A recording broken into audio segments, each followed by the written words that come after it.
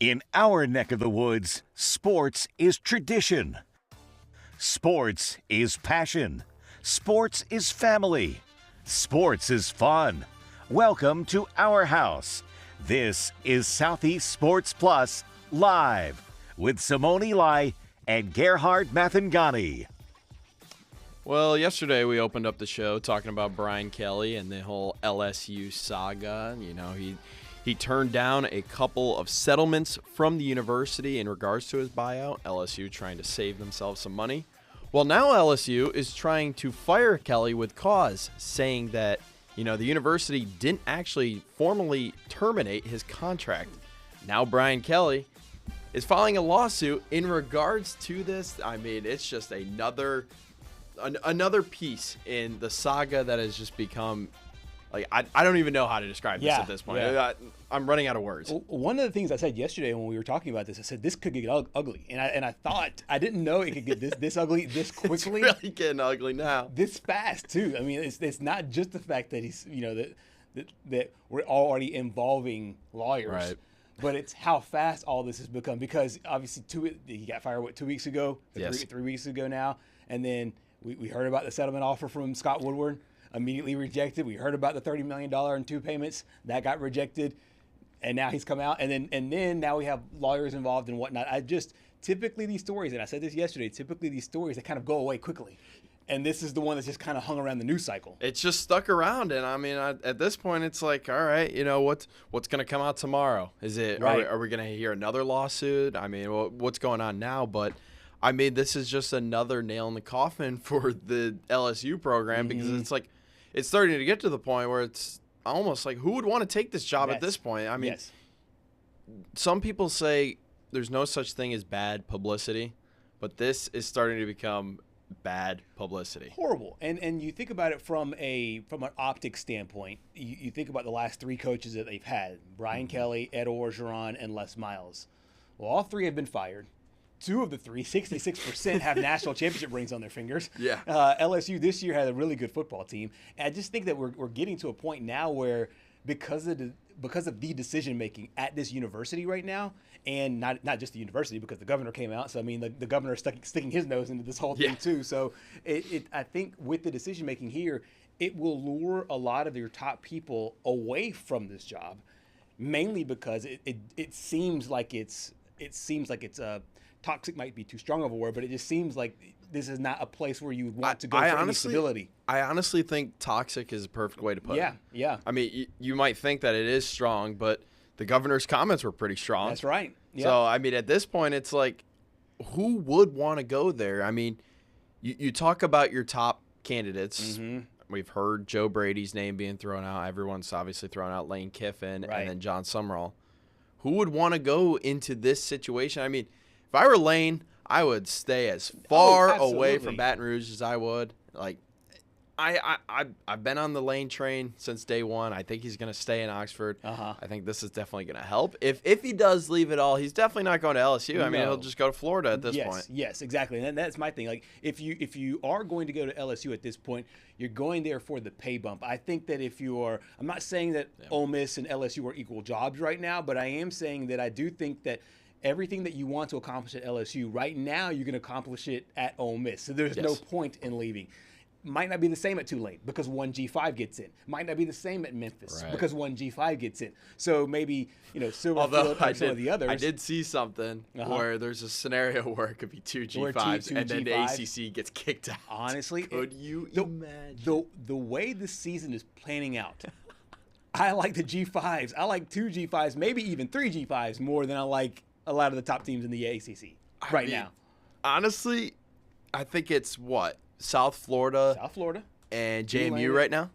South Florida, JMU, and I would even throw in Tulane, Memphis, being better than the second tier of the G5. To me, is better than the second tier of the ACC. I mean, we saw last year in the first 12-team playoff, the G5 got the first round bye because it was top 4 conference winners, and then everyone just assumed that the G5 was going to be the 12th seed. Nope, Clemson comes in out of nowhere, steals the ACC, and then they are the 12 seed. I could see a scenario where if the ACC keeps blowing up like it is, yes, JMU and South Florida could both get in. That would be unbelievable. That would be honestly, it'd be awesome because I think though too, you're letting your eyes do the talking without just saying historically speaking, these Power 4 schools are always going to be better. And I just think now with the fluidity of college athletics, you can have a situation where two G5s are better than your one of your Power 4 champions. Saw that a little bit last year with the Big 12 with Arizona State. If you looked at the committee's rankings as opposed to the not the bracket but the rankings, right? The Arizona State and a couple others were way out of it. Obviously, Arizona State played well because of Cam Scadoo and a couple others, but we are starting to me crystallize a difference between what you're seeing on the G5 level and what you're seeing on the Power 4 level. Yeah, and we'll get into our we're going to give our own brackets as they would stand right now after Week 11 of college football action. But let's go back to this LSU Brian Kelly saga again. So here's what all went down over the past 48 hours. So LSU came out after the whole settlements getting rejected by Brian Kelly. LSU came out and said that they never formally terminated Kelly, and now they're looking to fire him with cause. And obviously with cause means they get out of that $54 million buyout, which that would be quite the turn of events right there. And then in response, Brian Kelly, he files a 48-page lawsuit and alleges Scott Woodward did not have the authority to fire him.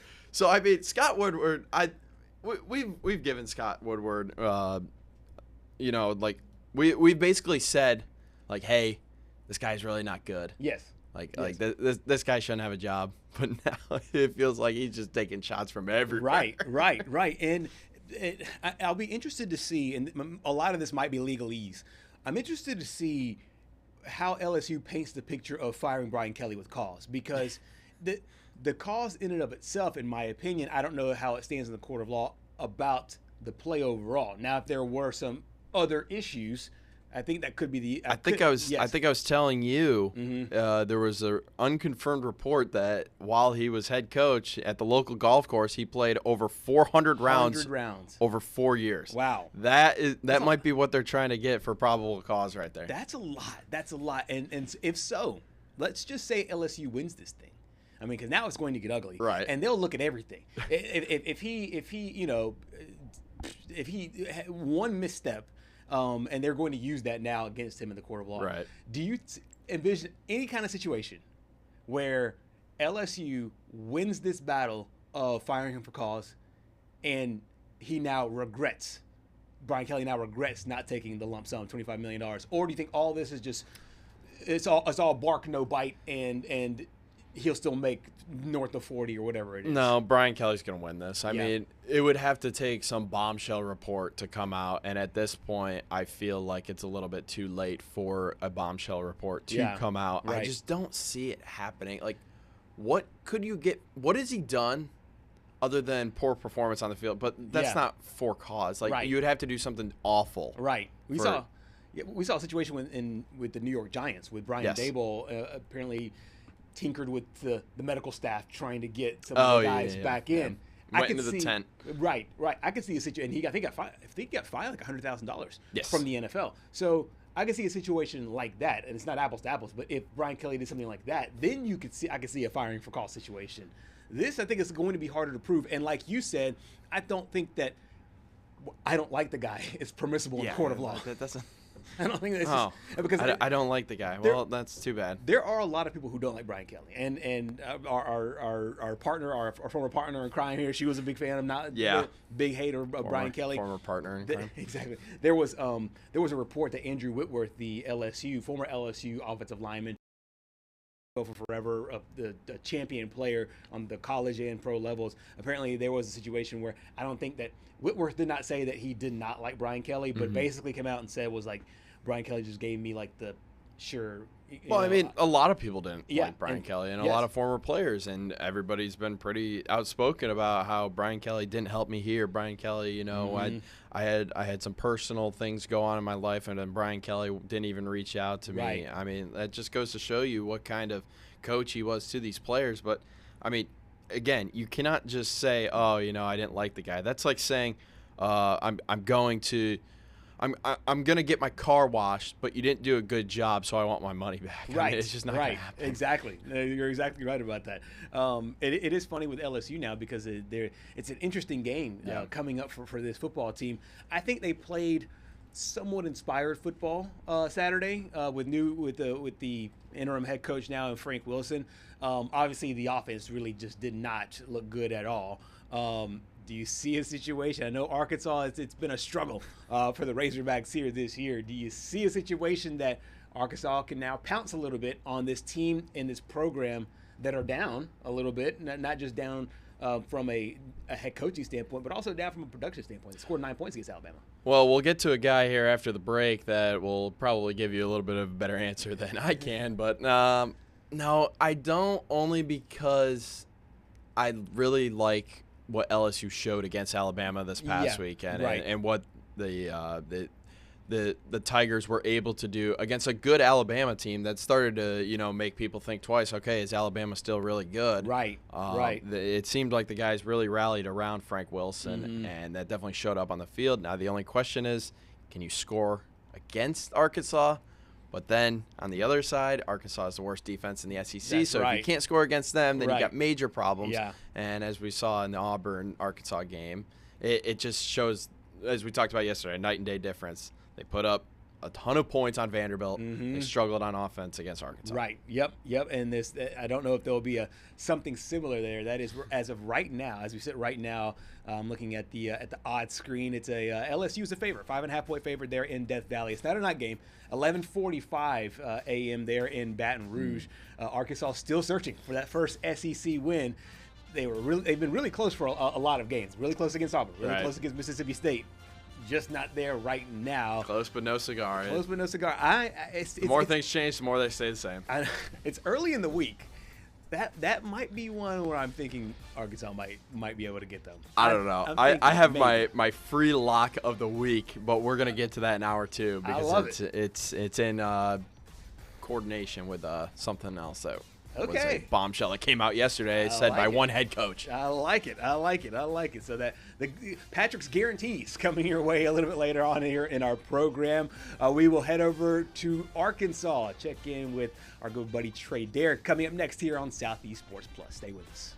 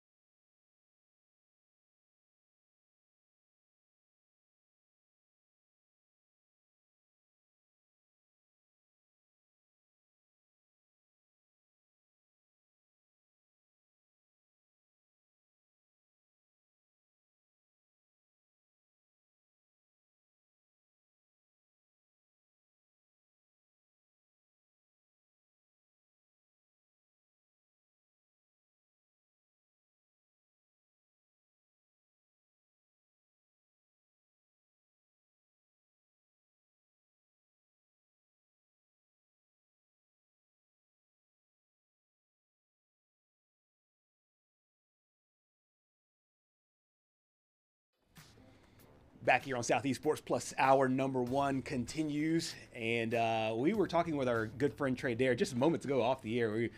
Honestly, I think that it's one of the ones you could do like potpourri, isn't that what it's called? Like where you do the you toss up a topic and you can just go on and on and on about it. That is our buddy Trey. I hope I'm a beloved. Hey, whenever I show up, the ratings go up. Right? Exactly. Yes. Get ready for my guy Mick Foley, the dozens and dozens of viewers here on Southeast Sports Plus. Exactly. We want to talk some Arkansas Razorback football. We'll talk hoops in a bit, but. This is a football program, and I know that we've talked about this for a while about Bobby Petrino and what he was going to bring with his football team. The champions of almost, I think, is what you helped coin it. But it's somebody else's line. I stole that one. But that's true. Arkansas almost. They're going to change the name from the Razorbacks. It's a good one. But this is a team that beat Arkansas State second game of the season, and they've lost every one since. And they've done it different ways. And this past one had to be one of the worst. Not to revisit this whole thing a ton, but to go 0-4 in the SEC has to be super demoralizing. How big was that? And then vis-a-vis the bye week and what the team told itself as they get ready now for LSU? Well, unfortunately, the university shuts down access during the bye week. They're the only show in town. They can kind of do what they want. Obviously, I'm always going to want more access, but hey, it is what it is. So we haven't really heard from them for a full week until Monday. Yeah, Petrino coming out of that Mississippi State game. I know you guys didn't have me on. You must not love me that much last week, coming out of that loss to Mississippi State. But, look, he blamed the officiating, directly, indirectly, however you want to do it. They got called for 18 penalties for 193 yards. Wow. Absolutely. Wow. Whenever you watch the game back 100%, there were blown calls that looked like it was an agenda against Arkansas. But what about the other 14 calls that were a lot more accurate? So, I tend to think that is a reflection of the head coach. And, look, Bobby does have his ear to the ground. I think he has these players' attention. I heard some things that, hey, we got to be more physical, more effort, more intense. And unfortunately, that you saw your head coach a little bit more. And, not often is a head coach getting flagged for a personal foul. He got it for not letting go of the official, and that's kind of always been one of his problems. So he lacked the discipline in that moment. And they were tough. They were physical. They were pushing around, and some of that was hitting people out of bounds, hitting people after the whistle. So, sure, there were some close calls there, but took it a little bit too far, and in some instances against Mississippi State, that really cost them. But believe it or not, guys, this coaching search is getting a lot of attention. Yep. There still is support for Bobby Petrino as head coach. I certainly don't think he'll be the head coach, but there is still support. And I think the most likely path for him to be the head coach would probably be if they're just striking out left and right. If their first 4 or 5 people say no, I think maybe then they turn to Bobby Petrino. Yesterday, Little Rock Touchdown Club, one of the best touchdown clubs in the country. Shout out David Basil, former Razorback, does a tremendous job. I don't know if you guys ever see those cuts. Madre Hill, I believe he's definitely a former Razorback. I think he's a former Razorback running back. Right. He thinks Bobby should get the job, and I think a lot of that, a lot of the fan base is based on nostalgia. We've talked about this before. Last time we were good, he was the head coach. Make him the head coach again, we'll be good again. Never mind the fact that they're 0-4 and they're losing games on a bunch of penalties, and they're still losing one-score games just like they did under Sam Pittman. But Bobby's doing everything he can. I think he's, given the circumstance, taking over midseason, firing defensive coaches. I do much respect. I know he doesn't listen to me. I know he doesn't give a crap about me. But if he's listening, I know he's doing everything he can, and I think he's done a great job in getting the players' attention. But even he can't hide the fact that the results are the results, and they're 0-4, and they're probably going to be 1-6 or 0-7 under his watch. And for Hunter Yurachek to fire Sam Pittman and say, hey, the one-score games were a factor, well, then what's going to be the take with Bob Petrino going 0-7? It's we're close. Right. We feel like if he gets his coaching staff and again, Bob Petrino's a history of getting his coaching staff in place. It's kind of where it got away from him there in Louisville. It does not exactly have the most stellar coaching tree. Money changes a lot of that, but I don't know. And anybody that says they know, they don't really know. Rules to a coaching search. Cross off the top 3 names you could think of, then start at number 4. That's how it works, 80-90% of the time. Trey, I heard over this past weekend, while we're talking about the head coaching search, that Arkansas flew in James Franklin for a visit and wanted to try to get a deal done this week. Do you have any update on that? Did he even fly in? Was that just bluff? I don't know if I'm bad with technology or what, but I'm not. Some of these people are savants at tracking Those planes, the planes. airplanes. I don't know what would be the need for him to fly, and I think that they would be more likely that they would fly to him. And I don't want to refer to James Franklin by name, but we talked about fired head coaches that could be interested that have really good resumes in the past, and look, it makes sense for James Franklin to be interested. He's unemployed, so he's out there, and he's probably open to the highest bidder and the place that's going to give him the best chance to win. And I know there's interest from Arkansas, and why shouldn't there be? He's a winner with whatever it was, 31 wins, I think, and made 32 wins the previous 3 years before he got fired. I think Penn State just grew a little bit impatient there. He's a good coach. He's a winner. He's already done it in the SEC to some extent. I hear that he would be interested in the job because the expectations here are lower. Yeah. I don't buy that. I hate whenever I hear that, the sports bar talk about like, oh, well, you can win in the ACC because it's easier to navigate. That's nonsense. Yeah, These coaches, their egos are so big. They believe they can go 11-1 in any conference. And you get down to the bottom of the barrel. Every coach in the country that's a head coach, they think they're the best. They think they can win anywhere. So I don't think James Franklin cares about, Virginia Tech, the load would be lighter, or Arkansas, or no. I think, hey, what am I working with? What's my NIL budget? What do our facilities look like? All the stuff that's important. What are you going to pay me? He's getting $50 million from Penn State, so he's going to want a long contract to offset that. I don't think you're getting Franklin for anything less than an 8-year deal, because he's got $50 million coming to him the next 5 years from Penn State that you're going to have to offset. And then you get into year 6, 7, 8, and that's whenever he starts to make his money. So he's going to want a lot of security there, a lot of money for his staff, a lot of money for his roster. It would be a really good hire. I think if you're Arkansas, you can get James Franklin on the plane, landing at Drake Field. You run. Yeah. You make that hire. They could do a hell of a lot worse than James Franklin. Absolutely. There was some internet rumors, and it got a few of our friends late last week, right before Memphis kicked off. Virginia Tech, right? Yeah, no. It was the Memphis coach, Ryan Silverfield. There was some rumors right before the Tulane game I think it was either that Wednesday or that Thursday before they kicked off, either Thursday or Friday. And ended up losing. Yes, ended up losing that game. But there was a lot of internet rumors that he was going to be the guy. Now, obviously, we know that at Arkansas, right? Yes, at Arkansas. Yes, I think I saw that. I think that was from like a Pete Nokos the No 3. I think I saw that too. I was like, there are people following it, but I see that crap out. Everybody's got a blue check mark these days. Right, right. So yeah, there was that internet rumored, but I wonder how Arkansas fans would feel about a guy like Silverfield or like Summerall vis-a-vis what they would feel for a Bobby Petrino. Because I think you and I talked last time about hope, selling hope, and how important that is for fans. Which one outweighs the other? Is it the hope side, or is it the nostalgia side of, hey, we were good with this guy and this other guy's a chance? I don't know. I think that Bobby Petrino is very divisive. I certainly think that he's got his backers in the state, fans, former players that remember how things were and stuff like that. No question. And then I do read the comments, on social media and whatnot, and I think there's people that are like, no way, not a good idea. So they need somebody that can unify the program, that really is going to get the financial backing. And I think James Franklin could be that guy. Who else I think could be that guy? I think John Calipari's that guy. Right. I think that's a sign that, like, hey, look, we can get a big name in here. If we have a big enough name, we can find the financial backing for it, and we could support him and give him a team that can win a national championship. Does John Summerall or Ryan Silverfield, do they get people as excited as some other names out there? No, but they'd be some really good hires. I look at Eric Morris, and I'm really coming around on him. I know he hasn't really won at a high level, but doing well. And the quarterback whisperer, I keep on forgetting this kid's name that he's got now, but the story is so synonymous. He didn't even play in high school. He's a backup in high school, and he's got him. He's probably going to win the Burlsworth Trophy as the best walk-on in the country. He's putting up some of the best numbers of any quarterback in the nation. Worked with Patrick Mahomes. Worked with Cam Ward at an Incarnate Word, and I believe one season at Washington State. So wherever this guy goes, he seems to get a lot out of the quarterback. That to me is beneficial. Everybody talks about college football being NFL light. You're seeing that in the NFL. seems like, 80-90% of the coaching hires are offensive based, right, because it's hard to find good offensive coordinators. Hey, if we get Drake May in New England, well, we need somebody that's going to work with him for 10 years. Now, I know they hired Mike Vrabel, but hey, Josh McDaniels he's never getting another head coaching job. No, he's not. So they got a lot of stability. I don't know. I say that Drake May wins like 3 straight MVPs.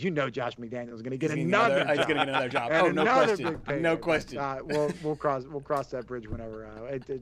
Drake May, I saw the numbers, fellas. I think he's number 1 on the board to win MVP this year. You're dang right. You're talking to a Patriots fan here. I can't be more enthusiastic. I will say, though, as an objective Patriots fan, we haven't played the hardest schedule, but the 2 teams we've played, the marquee teams that we've played so far this year. You know what?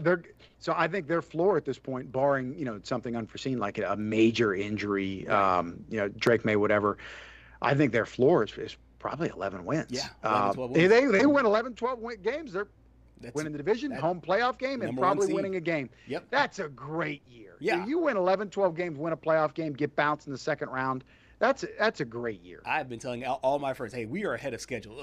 Do you enjoy all of this right now? Because in 2 wins from now, Patriots will be sitting on 9 wins. I said 10 would be thrilled. And so 10 with the wild card. Be thrilled. Listen up, Arkansas. Listen up, NFL. Listen, everybody around sports. Look at Robert Kraft.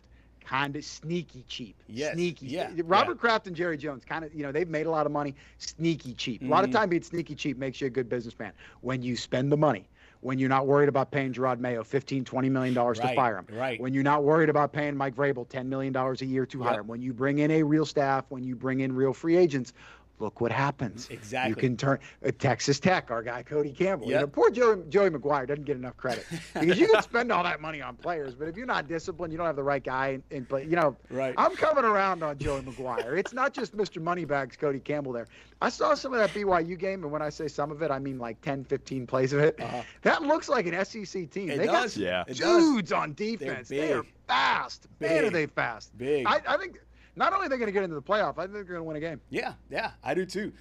Speaking of money, a funny nickname for John Calipari used to be PayPal Cal. And now all this stuff is legal. So, I mean, obviously everybody now can pay others and pay your players. For this basketball team, really, really interesting test because John Calipari, Tom Izzo, one of very few coaches, active coaches with a national championship ring to their name, went over to East Lansing.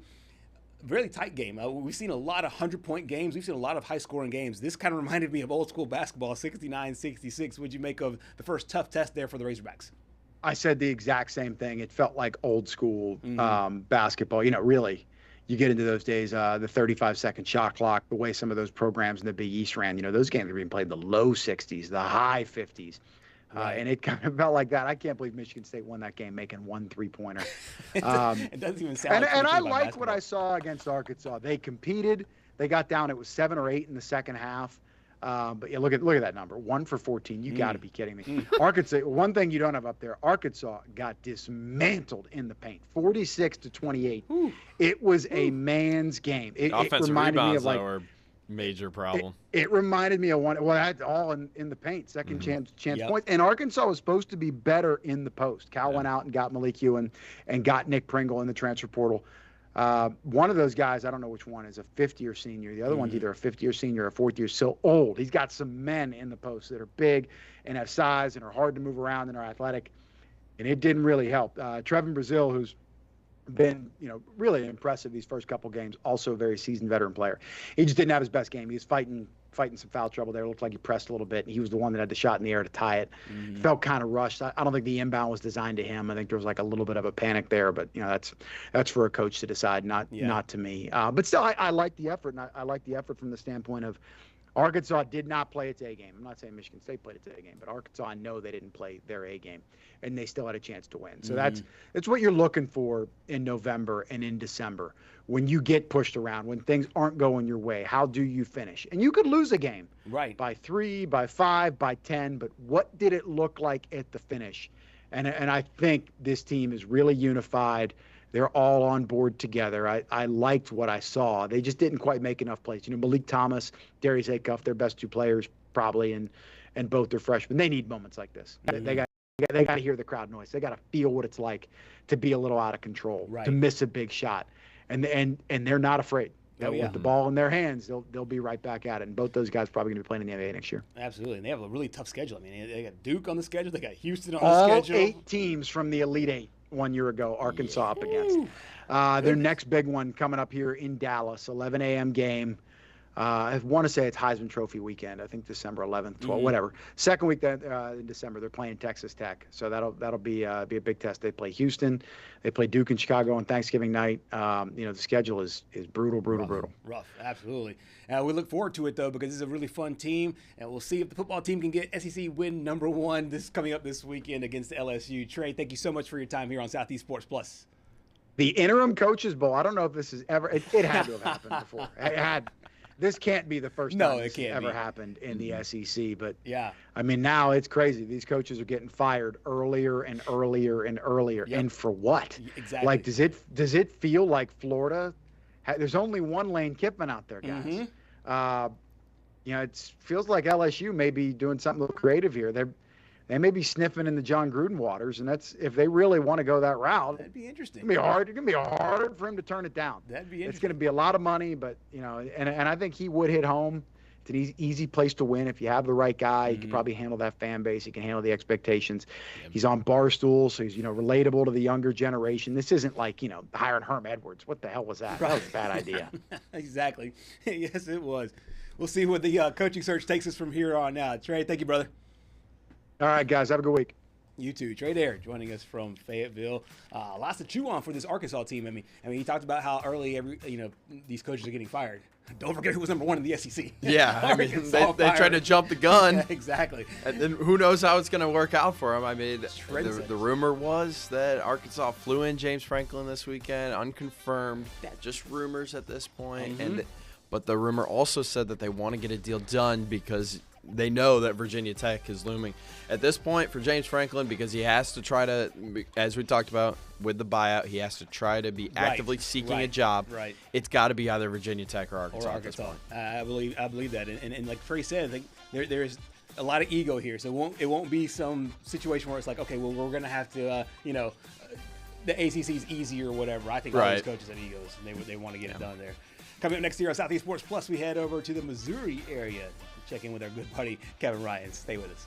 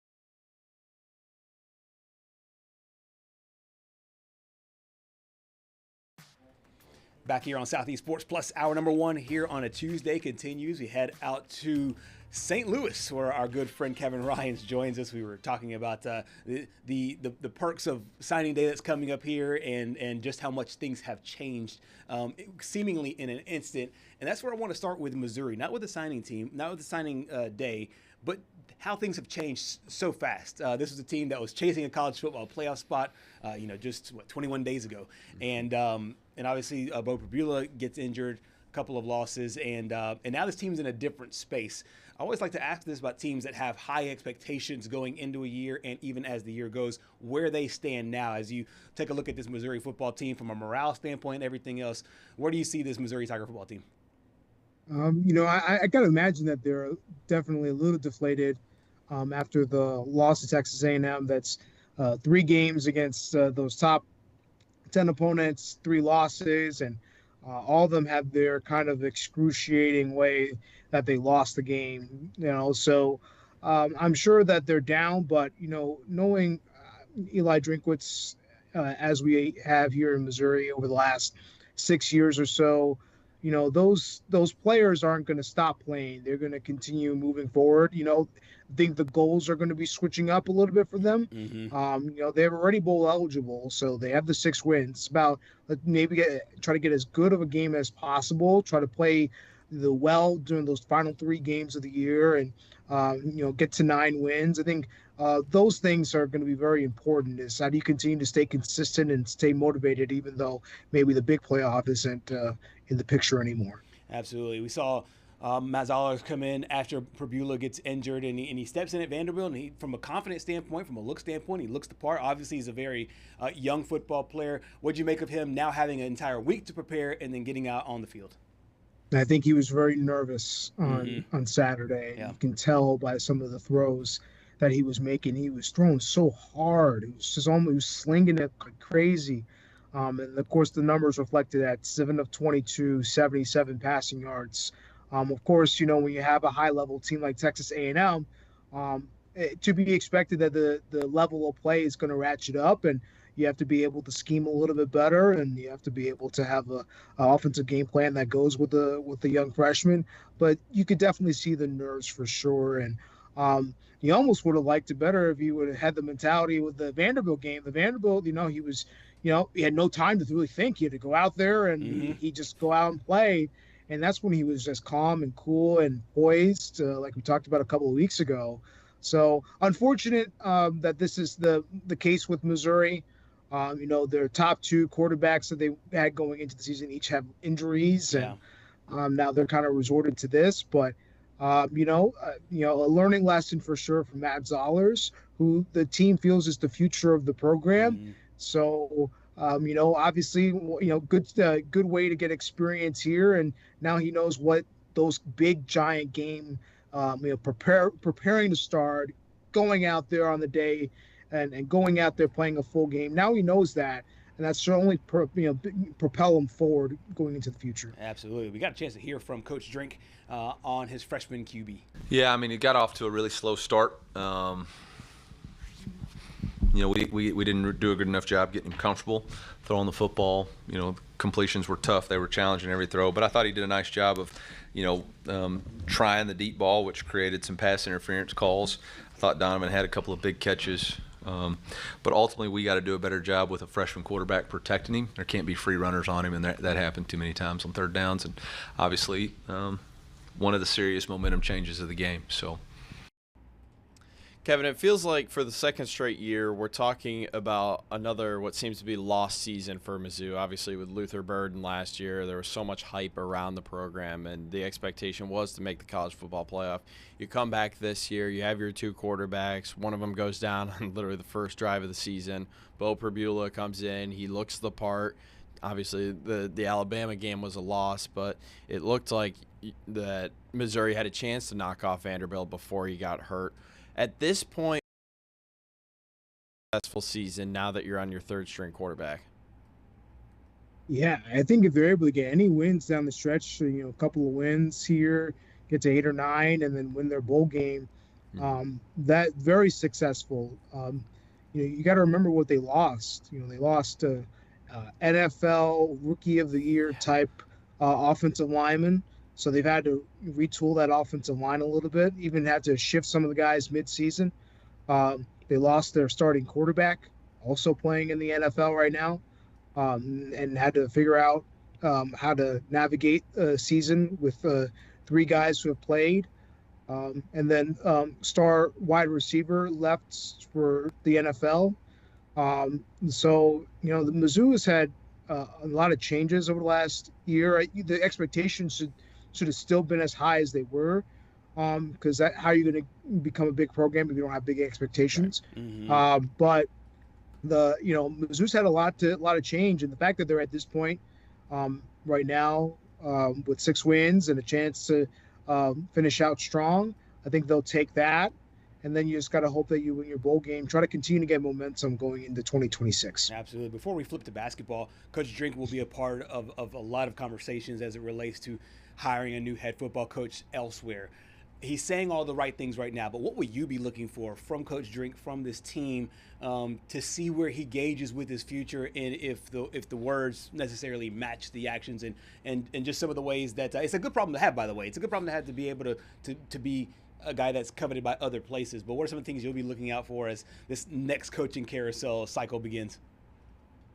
Yeah, first things first is what Missouri does to try and say if they keep Drinkwitz. So they give him another extension. They gave him one back in February. We'll see if that comes to fruition first. You're not going to hear from Eli Drinkwitz is any talk about coaching carousel and moving to one team or another, or his coordinators moving to one team or another. I think we talked about it a couple of weeks ago. The Kirby Moore was rumored to have an interview with Arkansas, their offensive coordinator, and he shut that down real quick. He didn't want any talk about that in the news conference. He doesn't want any of that spilling into his locker room. And so, I don't expect him to address it all that much. And if it is brought up, he's just going to bring it down, because I think he truly does think about week to week what he can do to help out the Missouri Tigers. So, here's the thing, and I'm not going to say he's going to do it. And, I don't know what Eli Drinkwitz is thinking and what he wants, but, I always say the grass is always greener when you go out there and you mow your own grass and you water your own grass, right? Mizzou he's built up this program. The state loves him for what he's done. Cotton Bowl, 2 bowl wins in a row, and built up a huge program, contending in the SEC. Why not continue to water your own grass in Mizzou? You go to Florida, you go to LSU, immediately you're going to run into fan bases that expect championships. They expect championships here in Missouri. They expect to be a big-time program, but at the very least, it's yours. Whereas you're inheriting something else from other coaches in the past who may have not had that much success. And so the pressures are immediately on to recruit, to have a ready-made team. And does Eli Drinkwitz want that?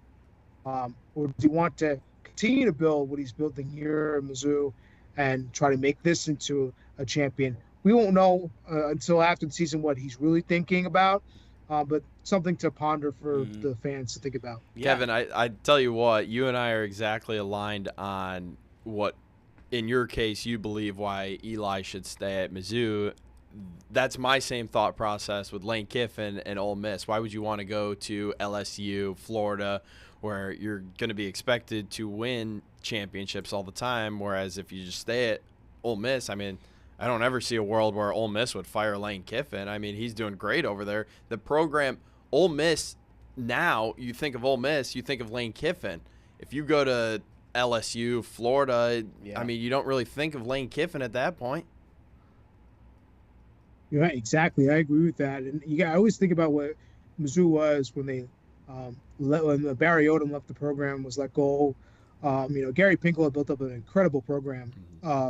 It was always in the national conversation and whatnot. And, number one ranking in 2007. And, to see where it had gone with Barry Odom and to see it come back up to life with Eli Drinkwitz has been really cool to watch. And so I agree with you. The Lane Kiffins of the world, the Eli Drinkwitz of the world, You're doing such good jobs there in your communities. Is that really where you want? It could be. It could be the challenge that he needs to be able to be successful in his career. Absolutely. I want to touch on basketball really quick before we let you go, because this is a basketball team that's off to a 3-0 start. I know football is struggling a little bit, but the team, 3 straight wins. They haven't scored anything less than 88 points all season long, 100+ against VMI. And I know people won't be blown away by the schedule, but VMI's been to the tournament before. SEMO's been to the tournament before. What do you make here in the early stages of this basketball season for the Missouri Men Tigers? Yeah, I really can't make much of their 3 wins. I love what Coach Dennis Gates does every year. He's always going to face one HBCU. I love that. I think that's fantastic. Howard was the HBCU that he faced this year. So that was really cool. But as for Mizzou basketball, for them, it's about building off what they built last year. Really fantastic. Remember, Gates' second season was really bad. They did not have a good second season. I think they lost every game in SEC. Come back last year, and they were just very, very strong, very solid team, which is a huge positive for them. Making it to the NCAA tournament, wins on the road in SEC play, played Illinois close, beat Kansas for the first time in forever. So for them, it's going to be about continuing to build off of that with their core pieces. And Mark Mitchell is the guy to look out for. He had 29 points recently in a game. He's going to have a monster breakout year, I think. And if he has a monster year and the pieces that they brought in and the core guys that they have brought back, they have a lot of continuity in their team. If they continue to be strong, Mizzou has a good chance to be right back into the thick of things when it comes to NCAA tournament time in terms of making the NCAA tournament again. Kevin, I'm a noted West Virginia guy on this show, and I honestly forgot after the whole Darren DeVries debacle, leaving for Indiana, losing all of the players from last year pretty much. I forgot Jaden Stone was on the team, partially because he didn't even appear in one game, and there was a lot of hype around him last year with being such a, I believe, coming into last year, he was the nation's leading scorer after, I believe he put up 28 at Detroit Mercy per game. What have you made out of him so far this year, seeing that he is actually playing this year? Yeah. Well, for one thing, Dennis Gates puts everybody. You see rotations of 9, 10, 2 teams deep, which is fantastic stuff. And Jaden's really put himself out there and been putting the ball in the basket, which is just really, really good. So, what I like about it is that, with Dennis Gates, he play, with his guards and his wings, they're very athletic, very tall guys as well. I think they have like 7 guys that are like 6'7" and taller or something like that in Mizzou, something crazy or whatever. So he's always going to have someone that's athletic, and he's always going to try to have someone to be able to put the ball in the basket. And he's filling the void really well for Tamar Bates, who was 50, 40, 90 for them last year. For those who don't know, 50% shooting, 40% from the three-point range, 90% free throw shooting. So Tamar Bates, someone needed to fill the void of that, and guys like Mark Mitchell and Jaden Stone are doing exactly that. Absolutely. Very quickly on the women's side, this is a team that's also now 2-0 on the season. Do you see this trend going in a very tough league? It would be very tough for them to have any huge success. This is the Kelly Harper's first year. But I love the hire for Kelly Harper. She knows Missouri, having coached at Missouri State. You could see that there's a fire in her. It's quiet. It's subtle. Right. But there's a fire in her after what happened over at Tennessee. For those who may not know, Tennessee was her alma mater under Pat Summitt, had to follow in her footsteps and whatnot. And it just didn't end that great. What a great chance to be able to lay a foundation here, build a program as she has shown in the past to be able to do. I'm not quite sure if this will be the year that they have the success, but what you want to see is improvement year after year. The end of the Robin Pingeton era was very tough to watch. I thought Robin did a very good job over the course of a long career here at Missouri, and she should be praised for the job that she did. But it ended in a very bitter manner and tough because of just how poorly they were playing. Hopefully Kelly Harper brings in some new life, and that fire that she has translates into wins in Missouri. Absolutely. Off to a good start so far here is Coach Harper. So obviously helping to build a culture there, much like Coach Drink is doing with the football program and several others. Kevin, thank you so much for your time here on Southeast Sports Plus, man. Thank you. I appreciate it. Absolutely. As Kevin Ryan is joining us from St. Louis, and I know the wheels kind of fell off for the football program, but still a lot of things to build on and be proud of if you are a Missouri Tiger fan. Yeah, I mean, you look at this season for basketball, just trying to build off of last season. Yeah. Obviously, lost first round to Drake in the NCAA tournament, but you can use that as momentum moving forward. My guy Jaden Stone, he didn't play last year at West Virginia. He's looking pretty good right now. So I think the Mountaineers could have used someone like him last year, but that's beside the point. But obviously, it feels like a lost year, sort of, for the football team. But I think if you're able to retain Eli and keep him away from some of these other big SEC schools, you've done your job at that point. Yep, and I think both you and Kevin illustrated it well. It's really not a good point to leave, especially for him right now and with all the money that university. Grass isn't always greener. It's not. It's not always greener, and especially now at Missouri because they're pledging more than $200 million for the athletic program over there. So lots of good stuff going on over there in Columbia. Coming up next here on Southeast Sports Plus, we wrap up hour number 1.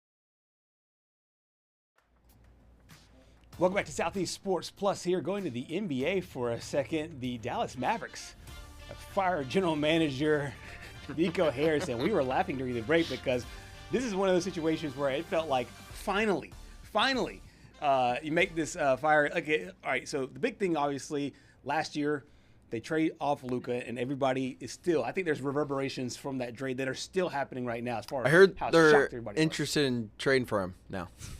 Yeah, interesting. They want him back, right? And this, I don't know how you trade away your franchise player, and you get to keep your job. That's honestly, but I mean, at the same time, it's not the exact same scenario, but with the Giants just letting Saquon go, that's even worse, and he still has his job. That's exactly. I mean, he's exactly right. And the general managers, for the longest time, in my opinion, watching professional sports, for some reason or another, they have the longest leash. You know, they make a decision, and the coaches are usually the ones that get fired first, and then now it's the general managers that get to keep their job forever and forever and forever. And this is a situation here with the Dallas Mavericks where they just happen to be lucky where the ping pong balls landed their way, and they got the number 1 pick, and they got Cooper Flagg. But you can't ask a rookie to take you to the next level, and that's where I think this is really.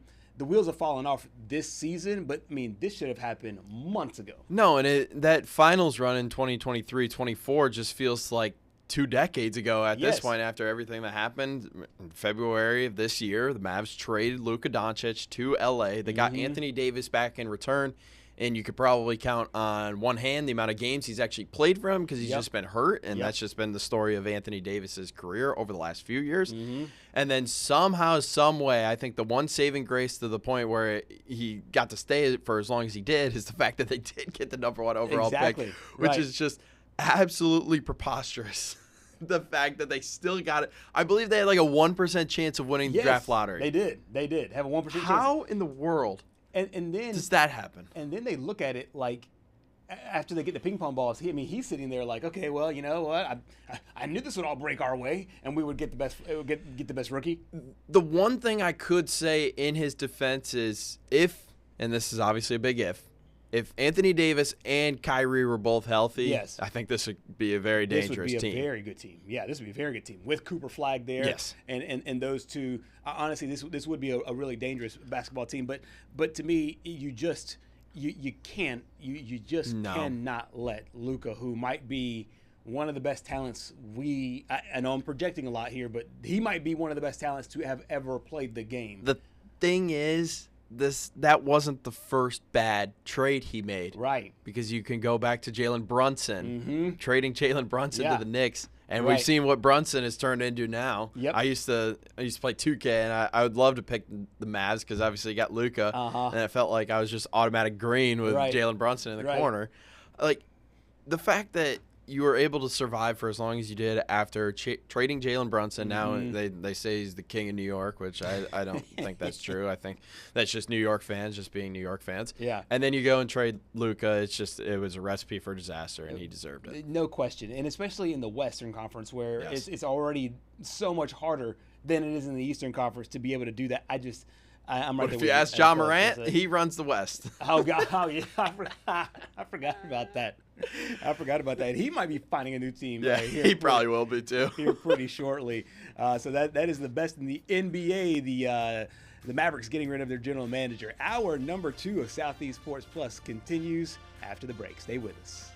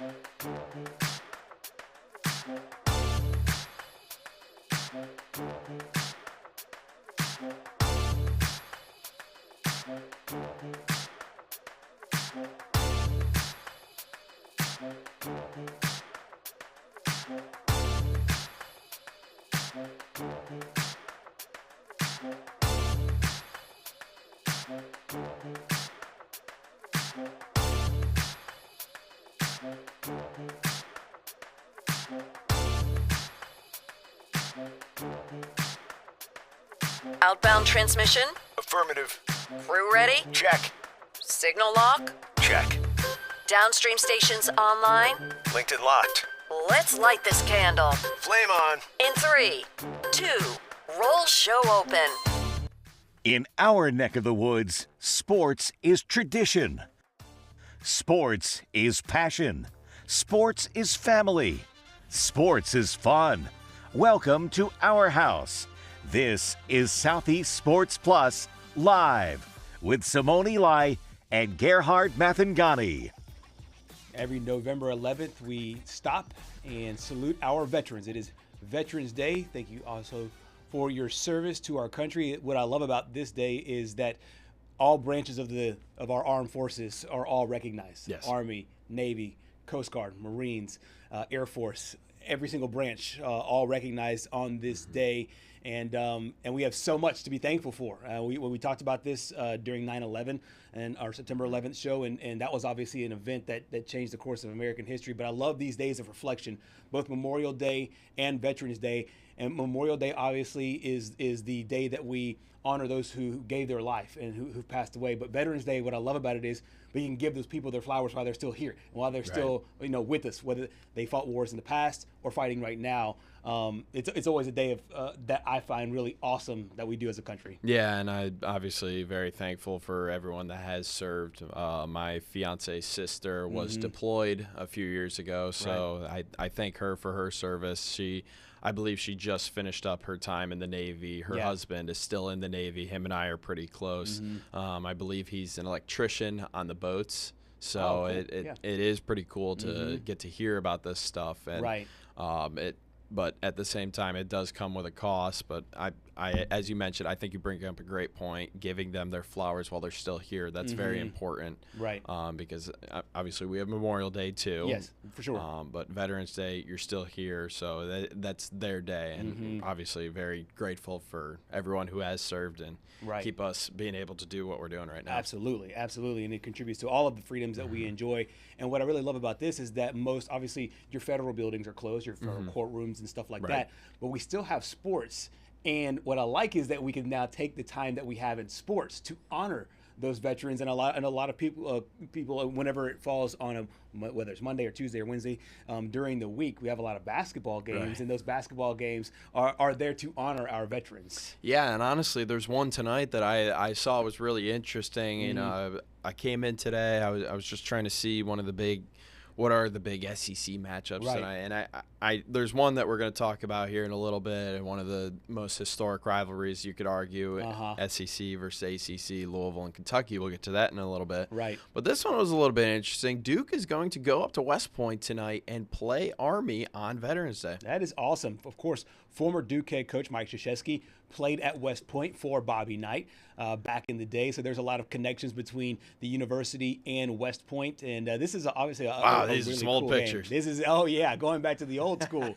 There is Coach K with his Army ties, both as a player and as a coach. He was a point guard there at West Point, took all that knowledge. And if you ever listen to him talk, he talks a lot in marrying what we see in sports with what you see in the military, because there's so many similarities with being a teammate and being there for one another, and always serving the greater good. And whether you're playing basketball or you're fighting in the Army, there's a lot of touch points that are the exact same with both of those. So Coach K has always been there with that, and Coach K, I heard, will be there. Yes, he will be at the game. Yeah. I heard that he traveled with John Shire and the Duke Blue Devil team. So I think John Shire made a funny little comment where he's like, I don't think I've ever seen him traveling not watching film. So I'll have to see if he does watch film on the plane or if he just does nothing. So if somebody's going to the game tonight and he talks after, somebody's got to ask, hey, did Coach watch film on the game? Film? Yeah,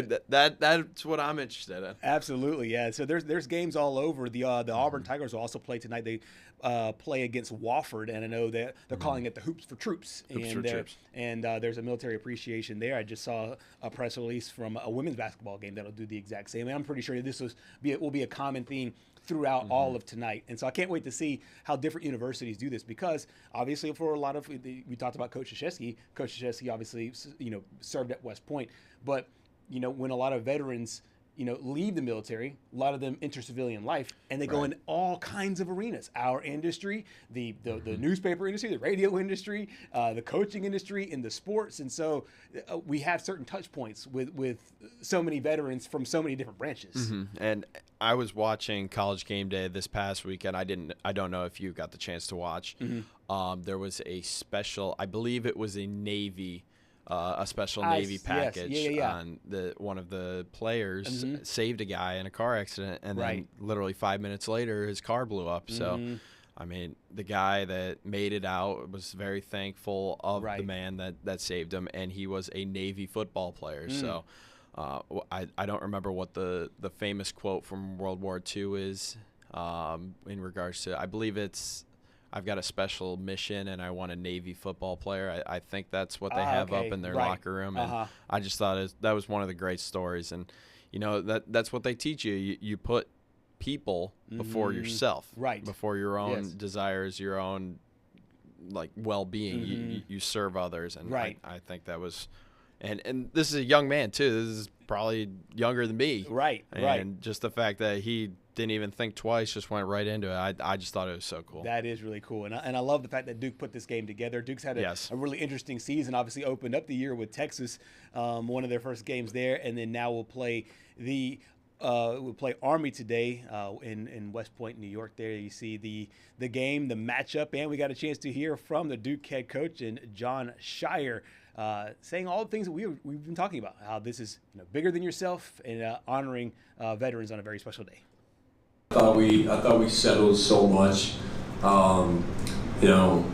Can't be a jump shooting team and win. Now, with that said, I mean, if we have open threes, we'll take that all the time. But it has to be a fighting for the rim, fighting for the paint mentality, especially understanding certain games we can be bigger, and that's part of our advantage. And so our threes that we can get are even better once we put more pressure on the rim. So I thought when we did that, actually our percentage in the second half was definitely higher. I know that. I mean, what was it? It was, we shot almost 50% from three in the second half. And I thought that was, the quality of our threes were better because we got to the paint easier. So that's something we have to continue to work on. And, but no question we're better once we hit the paint. So there's Jon Scheyer talking about the fact that, yes, they have been better than these teams, but the ways that they still can improve. Of course, they'll be a huge, favorite tonight, but that's not really the bigger point. The bigger point is this actual basketball game. There'll be a lot of tests for the Duke Blue Devils this year. We talked earlier with Trey Dare about Arkansas playing Duke a little bit down the road. Duke has set themselves up for a really tough schedule.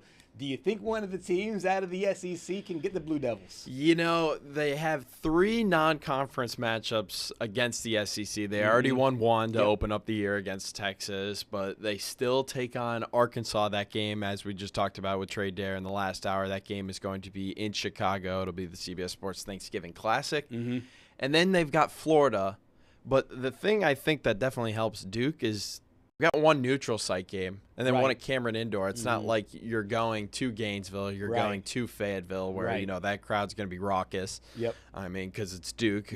As much as some teams want to admit it or not, I always thought, when big-time programs come in and play these schools where Arkansas historically before Coach Cal, I mean, they weren't really what they are now. Florida's starting to find it again, but there was some coach said a quote, and they're like, "You see all those people in the stands. They're here to see you, not to see their own team, because there's so much hype." Like, say for example, this was Arkansas a few years ago before Coach Cal, and not a lot of people would come.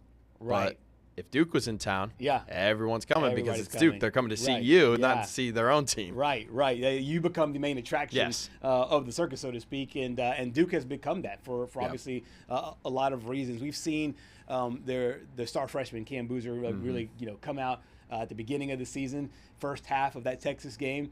Apparently, Coach John Shire called him soft in the locker room Yes. there. After the first 20 minutes, he came out. He exploded.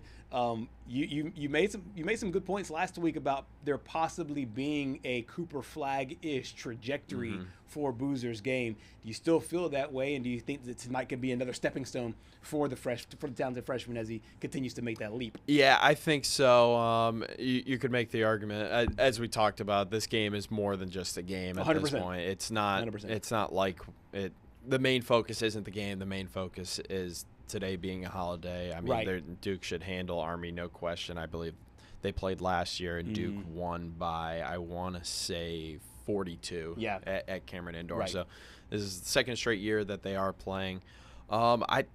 You could say this is kind of a tune-up game still. I do like the trajectory Cam Boozer's taking, but at the same time, I'm not going to know again until the next SEC test, because I believe that's their next big test, Right. when they take on Arkansas in Yep. Chicago. So that'll be where I really see him, and be like, hey, is he the next Cooper Flag? Now, I will say, we talked about his exhibition game against Tennessee. And he had those unreal, 2K type numbers. I believe he had 25 points, 22 rebounds. One that sticks out to me is the 22 rebounds, because we just talked about with Trey. 19 offensive rebounds is what Michigan State came down with, scored 17 points off of him, and that's what made the difference. So, it's early. It's November 11th, and that game is 16 days away. Yeah. But that's definitely something I'm going to keep an eye on, is Cam Boozer come down with these offensive rebounds and then just take over the game. And he'd obviously be a monster if that's the case, because I mean he already is, from a points and from a scoring perspective, already that guy for them this year. What else has stood out to you here in this college basketball season? I think one of the big things for me, obviously we saw the rankings, the new rankings have come out, and Houston leapfrogged Purdue for that #1 spot. You mentioned it, Purdue did not look good in their second game there against Alabama. One thing that's really stood out for me is the play right now of some of the returning players, namely LeBaron Philon for Alabama, the SEC Player of the Week this past week. Scored a career-high 22 points in their season opener game, and then 25 eclipsed that at Madison Square Garden. So it lets you know that, yes, he was a guy that flirted with the NBA. I think, came back and played really well in his first 2 games so far. What's stuck out to you so far? Yeah, I think the fact that he's been able to come back and just have success. I mean, as you mentioned, he could have gone to the draft last year. I think it was smart that he didn't, because now he has a chance to show that he can lead a team. Right. I believe they have Purdue this week. That's right, I on think Thursday night. Thursday night they're hosting. Yes, it's at Coleman Coliseum. It's in Tuscaloosa. That's a big one, rather than going up to Mackey Arena, and that place. People in the Big Ten say Mackey Arena is the hardest Big Ten place to play at, and there's a lot of them. I mean, you could make the argument there. You could make the argument that the Breslin Center, where Coach Cal and them just played, but I think Alabama is going to be that wild card team this year, and it's going to be because of LeBaron and seeing what he is able to do. Can he lead this team? I don't know if we have an injury update on. I'm blanking on his name. What position? I believe he is a guard. I'm blanking on his name, but he got hurt against St. John's. I believe left the game, did not come back. So that might be a major loss. I can't believe I'm blanking on the name, but we'll get it during the break. Yeah. But outside the SEC, all I gotta say, noted Syracuse guy as well. Yeah. The Orange are back. Oh, really? They're back. They're back? They back. are back. And GBO over in Knoxville, you got to be watching out for that ACC SEC challenge, because, it wasn't a game last year. All right. This is a new Red Autry. He's got Cayenne Anthony. He's got J.J. Starling, if he's healthy. And he's got Sadiq White and Donnie Freeman. Don't sleep on the Orange this year. They're making the tournament. They might make the Sweet 16. Houston, March. Okay, hang on a second.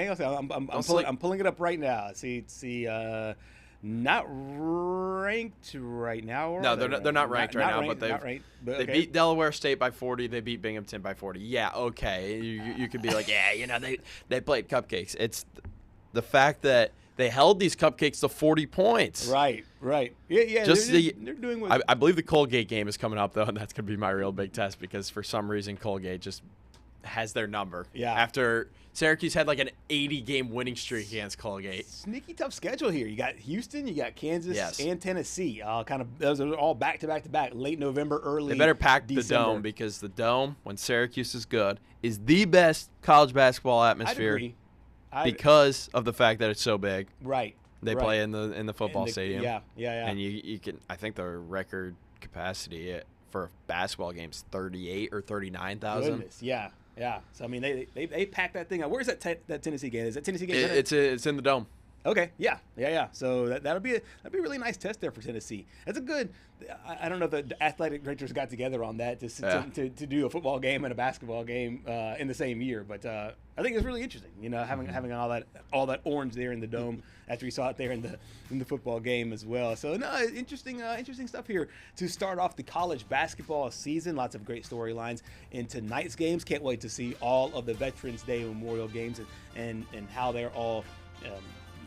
Touching our veterans and the impact that they have, not just with basketball, not just with college basketball, not just with sports, but the American population as a whole. Hour number 2 of Southeast Sports Plus continues after the break.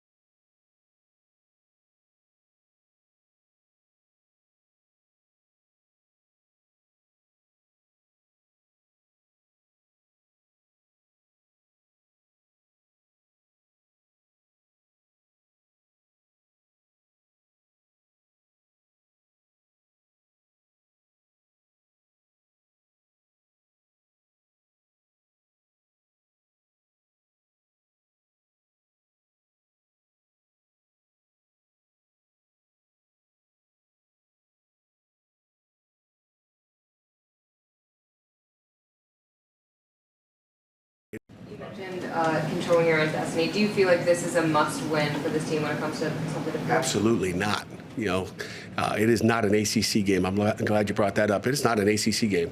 I gladly get beat 103 or 110 to 10 in that game. They can put 100 up on us as long as we win the next 2 after that. But again, our focus is on Notre Dame and getting as many wins as we can, one at a time. You heard that right. Clown of the week.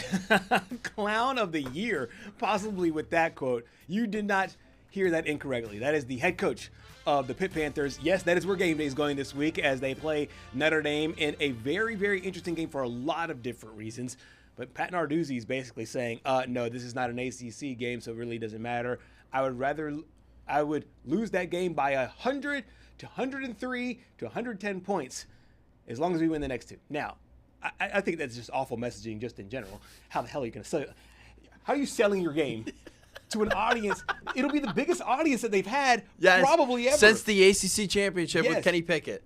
That's exactly right. So this is a team that will play. It's right after game day will be there, and that game kicks off at noon. So I mean, it'll 1 o'clock or 11 Central Time. Yeah. So it'll be game day will be your leading going into that game, and this is the messaging that you have. Even if you feel this way, I don't know how in the world you say this thing out loud. I'm shocked but at the same time, I'm also shocked that he still has his job. I thought that he would be fired immediately after the West Virginia loss this year, just blowing the game in the way that they did. It was kind of a mirror image of last year's game, but West Virginia blew that game. Right. I believe Pitt had a double-digit lead with 5 minutes left to go, and we've seen how, West Virginia's really started to turn it around here since the win over Houston, but at one point, West Virginia was, I believe, 1-6. Wow.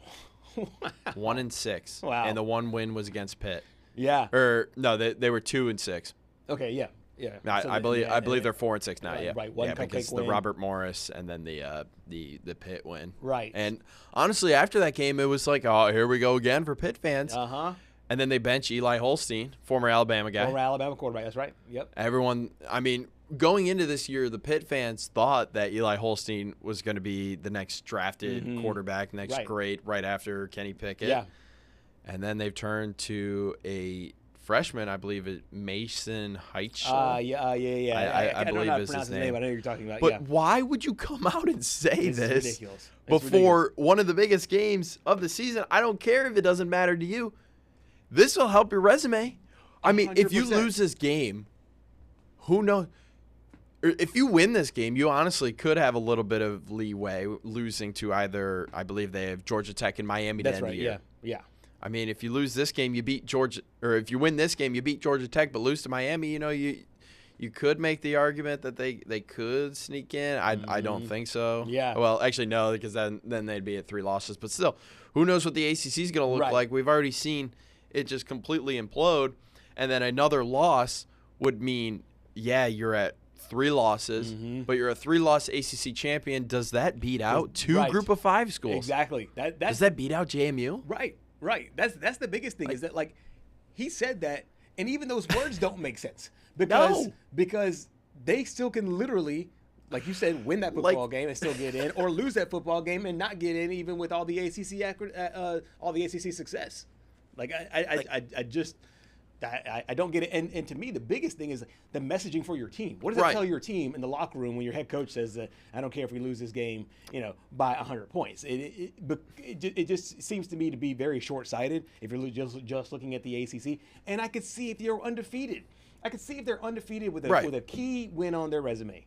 But this would be the biggest thing on their resume if they were to win this football game. They have a loss to West Virginia. Give me a second. I will find that second loss. I believe it was Louisville. Yeah. It was Louisville. And then a loss to Notre Dame, which I don't know if Pat Narduzzi just hates the SEC or something.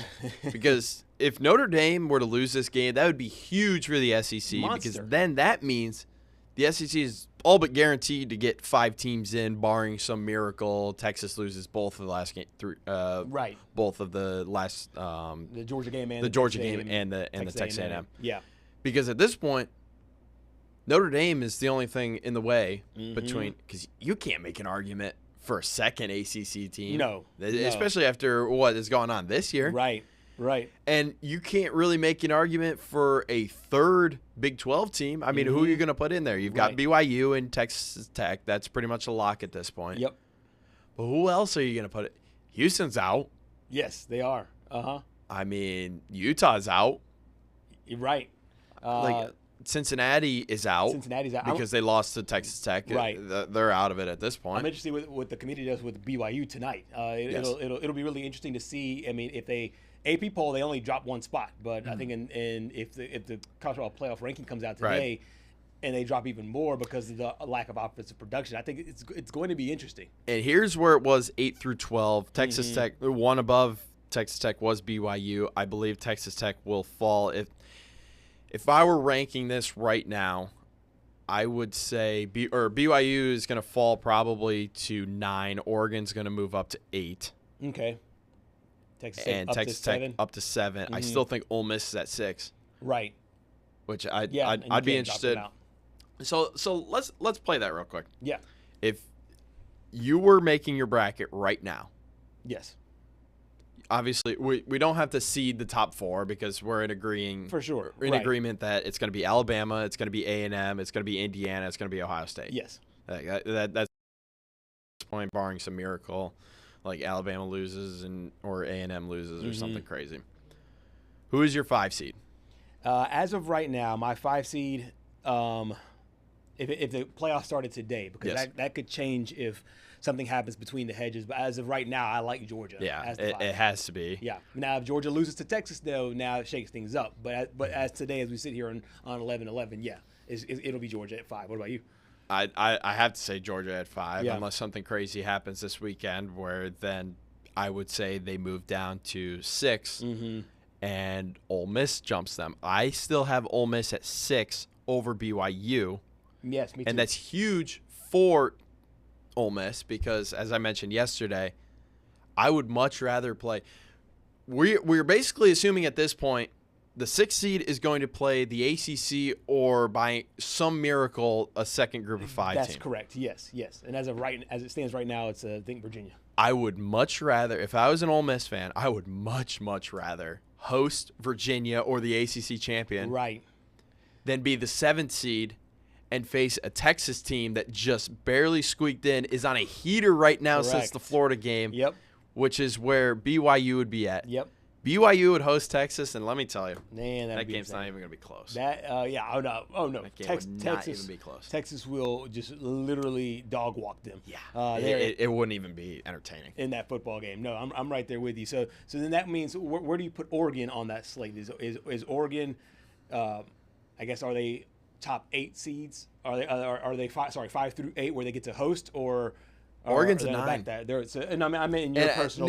Honestly, too. in my opinion, I think Oregon's still 9. You like Oregon better than Texas Tech? I know Texas. Texas Tech would host Texas, and that would be the game that wouldn't be close. Sorry, I was mistaken. Yeah, I knew what you meant there. Yeah. But with a team that's out of the Big 12. There's a part to me, and I know Oregon lost. I feel like Oregon's only played one marquee game against Indiana. They lost that game. I know they have played. They squeaked by an Iowa team that no one had in the AP poll. Yep. Yet they were in the College Football Playoff Committee poll, ranked 20th. I mean, Kirk Herbstreit called it before the game. He almost called the exact score right. If you were listening, he said it was going to be a 16-15 final, and that's what it was before the field goal by Oregon. Right. Wow. No, that is he almost had it on the money there. So he knew there wouldn't be a lot of points, and I feel like Oregon's a weird team. I like their quarterback and the Moore kid, but it's a team that I don't necessarily completely believe in. But if let's just say they played, let's say Texas Tech played Texas. Let's say Oregon traveled to who would it be? Maybe Notre Dame. Then I don't know. There's a part of me that still believes that Oregon still can be that team. Yeah. I have precious little evidence of that because, like you said, they barely beat Iowa. They lost to Indiana. That Penn State game now looks like trash. So like it to me it doesn't seem to mesh with what my perception is of Oregon and the way they're actually playing on Saturday. So here, and we're going to loop this all the way back to what started this, the Notre Dame Pitt game. Does a 10-2 Notre Dame make the college football playoff? I think so. And if people want to say it's all a branding thing, I get that argument, and I agree. But they will have, I mean, not the best resume. But they have, if you're looking at Texas A&M, I mean, they played them to the final, basically the final whistle of that football game.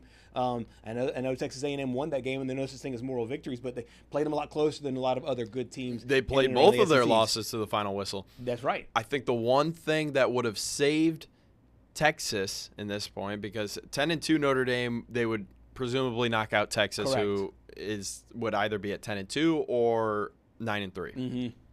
I think the one thing that knocks Texas out is had Florida beaten Miami, you could argue that was a stronger loss and would make the Notre Dame loss to Miami even worse. Yeah. I just don't see it at this point. No. Now, a 9-3 Notre Dame never makes the playoff. No, Ever. no, never. No, and even if they have a win over Ohio State or whoever the case is, I don't see that either. And this is where, obviously not playing in a conference will hurt them because they'll leave a lot of discretion up to the committee going as they go forward. So the only thing they can do is win the rest of their games because, like you said, they're already treading on water with 2 losses so far this year. We got a chance to hear from Coach Marcus Freeman ahead of the big matchup, but not according to Pat Narduzzi. And there's I can go down a list. Everything we do,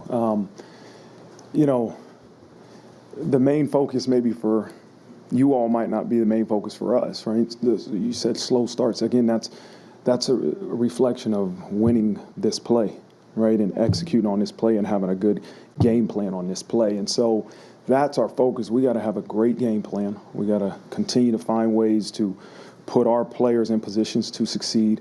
Then we got to go to work that game plan. We got to struggle. We got to really prepare the right way. And then we got to go play. But there's no one part. Every part is important. Every single part of the preparation is important.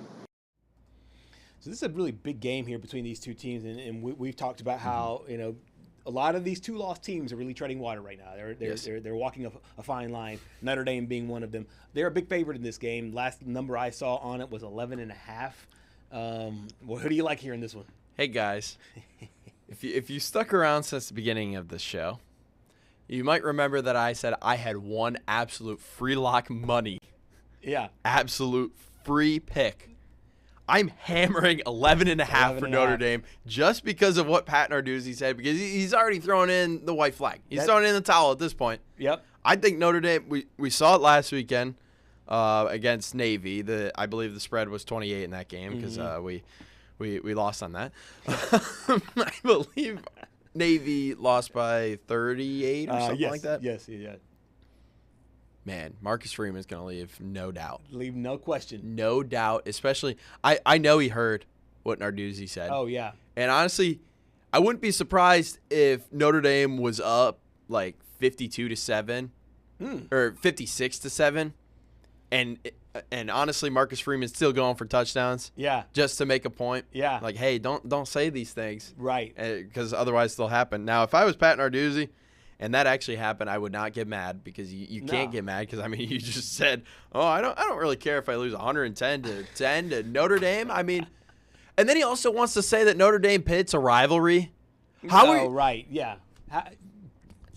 Pat, how are we going to say Notre Dame Pitt is a rivalry when you just also at the same time said, I don't care if I get blown up by 100 to my rival? Exactly. It literally makes no sense. It makes no sense on its surface for a bunch of different reasons. But chief among them is that even his rationale isn't logical. His rationale for this not being an ACC game, they still have goals that they can still achieve as in the ACC. Do you think Brent Key Right. would want to get blown out by 100 to Kirby Smart's Georgia Bulldogs? I mean, that's the thing. Yes. Yeah.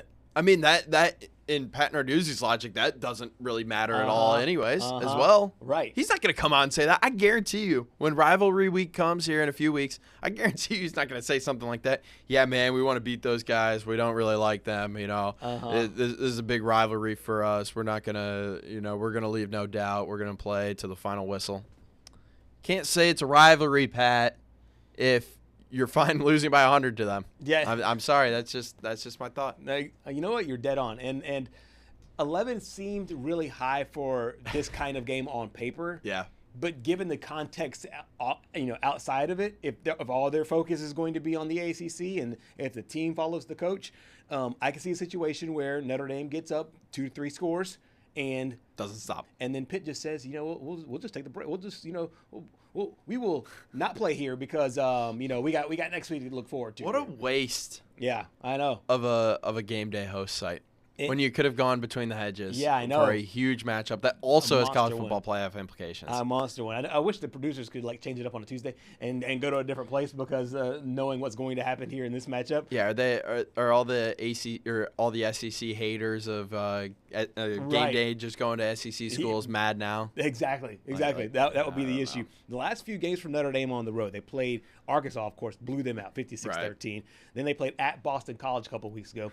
Won that game 25-11. I believe that the Boston College Stadium was 80% Notre Dame fans, 20% BC fans. That's right. And I'm interested to see the spread as far as the amount of Pitt fans as compared to the amount of Notre Dame fans. I still expect it to be about the same normal crowd as far as heavier Pitt, but they have a hard time filling out Acrisure Stadium. They got to build their own stadium, man. Oh, I know. Yeah. Get them out of a professional stadium, get Miami out of Hard Rock. Right. I mean, like, what are we doing? Yeah, Come on, this is college football. And even if it's something more quaint, like a 30, 40, thousand seat stadium, they don't need anything gaudy. No. They just need something kind of quaint that makes it their own. I'm pretty sure I just heard coming out recently that the UCLA is going to go to SoFi Stadium now after the Rose Bowl. Oh, really? They're leaving the Rose Bowl. Okay, wow, that's interesting. And I'm with you. I like on-campus stadiums, especially for college teams. I just think you have to have it. You have to have it to be able to have that on-campus. It's what makes college football. Exactly. That's exactly right. Save the NFL stadiums for like the bowl games or something like that, or like the college football playoff. Right. Then I can sort of see it. Yeah. For like important games, not just. Yeah, I play at Acrisure Stadium. Like, that's wrong. Exactly. It'll be really interesting to see how this all shakes out here in and around college football. It's a big rivalry week here. Rivalry according to some, according to Parduzzi, is a rivalry game, but he doesn't care if they lose by 100 points in that one. And you had Patrick's lock. Go get that free money. Irish -11. Hour 2 continues. Southeast Sports Plus. Stay with us.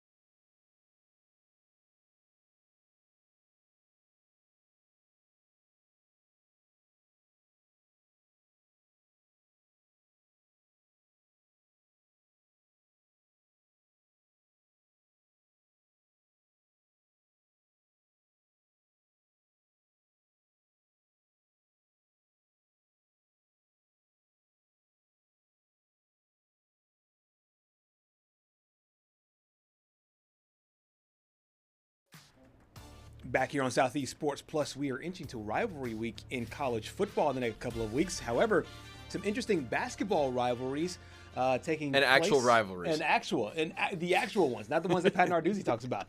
An actual good rivalry here as Kentucky and Louisville square off on the court. Now, if you're saying, hey, doesn't this feel early? It kind of is. Most Kentucky-Louisville games in the past were always usually December 30th or New Year's Eve. Playing a little bit earlier this time. A nice matchup here for the Kentucky Wildcats and Coach Mark Pope. Yeah, I definitely when I saw it was this early, I was like, man, what? Like this doesn't feel right. Yeah, right. I know it's getting cold down here, but I'm just not used to it being this early. I would always remember, being from the north, there's always snow on the ground when this is being played, and there is snow on the ground up north after there was a nice snowstorm last night, but. No, when you think of college basketball, you think of some of the big rivalries. Obviously, Duke, UNC comes to mind for the Big East folks. Georgetown, Syracuse, that's another big one. And I also think Kentucky-Louisville is one of the greatest in-state rivalries there is in all of college sports. And I'm sure we're going to be in for a treat here tonight. It's been nothing but Kentucky here recently in the rivalry, but – I got to give props. We'll move over to the Louisville side in a minute, but while we're talking about them, got to give props to Pat Kelsey and what he's been able to do in his 1+ year there. Right, absolutely. And I looked it up, and this is the earliest they have played in a very long time. It was always the earliest before this was December 14th, and you had December 21st. So usually either the week right before Christmas or the week right before New Year. So December 21st, the 31st, the 26th, 28th. So it's always in that area. Because it was always like the last non-conference game before they started conference play. Yeah, before they dive into conference play. Yeah, you're exactly right. Kind of a nice little warm-up. And I don't know all the details of the reasons why this one is right now. This one is going to be played there in Louisville. This playing at the Yum Center. Kentucky's won the last 3, though. The last 3 in a row, and 6 of the last 7 in this rivalry. Yeah, I mean, since 2022, they've been able to win. And honestly, as you can see, 2022, 2023, they weren't close. But at the same time, that was a Louisville team that was just not competitive those 2 years. Last year, under Pat Kelsey, Mark Pope's first year at the helm at Kentucky, it was a close game. And honestly, I think that's what we have to expect tonight. It's going to be a close game. These are 2 really good basketball teams. I believe Kentucky is the best team in the nation, according to Ken Palm. And Louisville, I mean, they're starting to – what Pat Kelsey has been able to do in the transfer portal and being able – because that's just what you have to do nowadays in order to build these teams up, especially in college basketball right away. You have to go out in the portal and get the guys. But in the case of Kentucky – They went out and got the guys. Denzel Aberdeen just won the national championship with Florida last year, and he's having a big impact right away. That's exactly right. As it relates to these 2 programs, I know Kentucky's kind of seen as the blue blood, but Louisville's had a lot of success there as well. Where do you rank this rivalry? I mean, we can go all of them. We're talking just college basketball? In college basketball, because this is one of those few rivalries that it does bleed over into football as well. Right. But obviously the basketball one's way more intense. Where do you, when you look across the college landscape, where do you rate this rivalry? I gotta say, number 1 is easily Duke UNC. That was my thing. Yeah. I didn't know if it eclipsed Duke UNC in your eyes.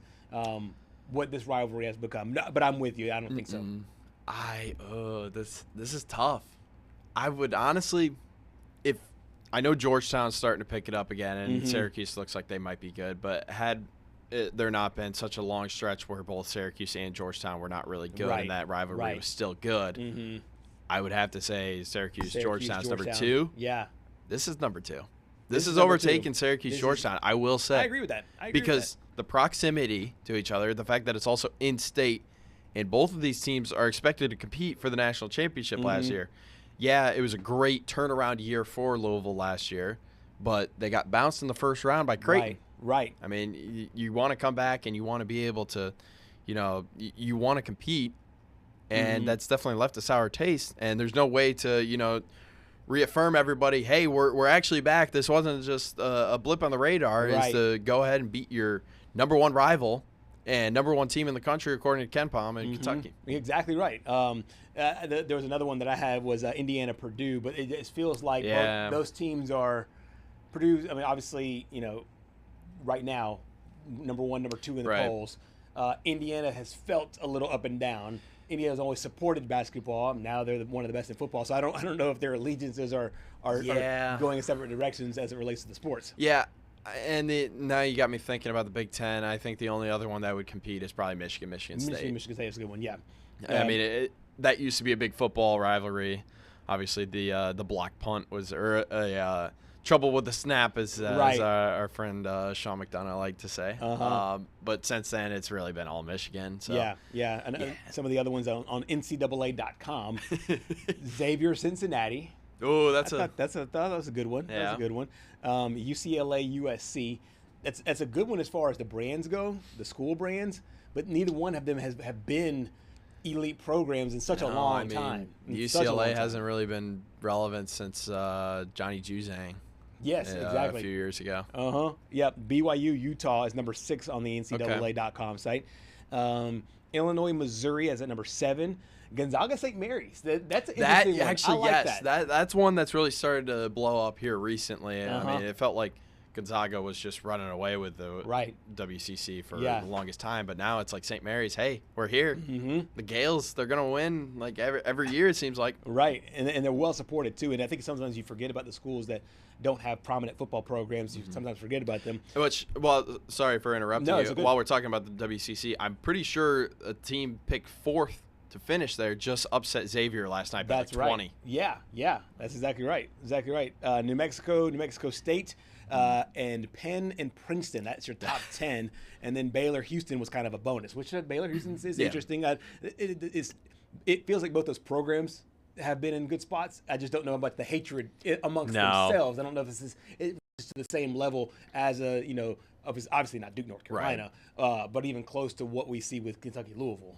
Yeah, and honestly, I now that you've named off all of them, I still got to stick with Louisville, Kentucky. Right. But this is an interesting matchup for a few reasons. I mean, Kentucky coming into this year, they have the preseason SEC Player of the Year in Otega Oweh. He's been as advertised right now, but I mean, there's a couple of guys on that team that you could argue through the early stretch that have outperformed him. But that's not a bad problem to have.